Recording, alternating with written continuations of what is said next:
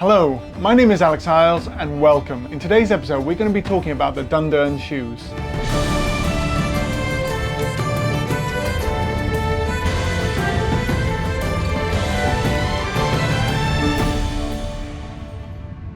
Welcome back. So as you can see in my hands I've got two replicas of the Dundern shoes and I absolutely love these. I've done a bit of a series on items that I've had reconstructed because I absolutely love them. And the Dundern shoes fill a hole in my kit because of the fact that in the early medieval period, or in the early medieval, so we're talking 5th through to the 7th century, there aren't many shoes to actually work with. There are some shoes from Sutton Hoo, but they're a bit too far south for me. So the next option for me is Dundern, which is a Hillfort in Scotland. Now these shoes were actually found in a boggy part of the Hillfort, and so they were preserved, and they're absolutely amazing because of the fact that they've got these wonderful patterns all over them. When they've got the wonderful patterns all over them, they really show the skill that was involved in constructing these items. And it's why I sometimes find it so hard that when people look at the early medieval period, they say, oh, there's so little evidence, you know, and that's obviously where the whole thing about the Dark Ages came from. But when you've got items like these, it just shows you how often things from that period were actually like organic. So wood, leather, items like that, cloth, that just show the beauty, the skill and the ability of the craftspeople at that time just haven't survived because they've rotted away. And it's in boggy and wet places, or especially dry places, that we find these items. So obviously, famously, in Egypt, you get the wonderful Coptic tunics. And over here in Britain, wherever you get boggy, wet land, and if you're lucky, you know, someone's dropped their old shoes or something's been thrown in a rubbish dump, and then it's been covered over by a nice clay deposit, and then it survives through to the modern day for archaeologists to find.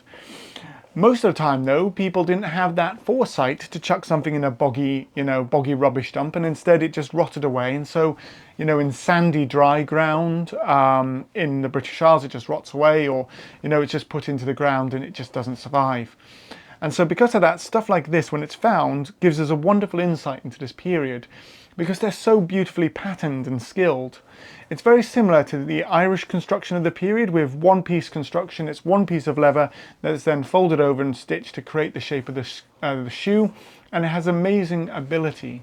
And when you've got these, there aren't many shoes to go by. So when I do my impression, I want to do, an early medieval impression from the north of Britain. So using the Sutton Hoo shoes is one option, but I like to show the sort of the Anglo-British nature of Northumbria. And so Northumbria is interacting a lot with Ireland, it's interacting with what is southern Scotland, and so something like this gives me a northern and western option or flavour to add to my character when I'm doing a 5th to 7th century Anglo-Saxon impression. And these date from possibly the 6th to the 9th century, though more likely 6th to 7th is a safe bet when it comes to these shoes. And so that's why I absolutely love them, because when you've got this, you can get another impression, another sort of like flavour that you can give to the early medieval period.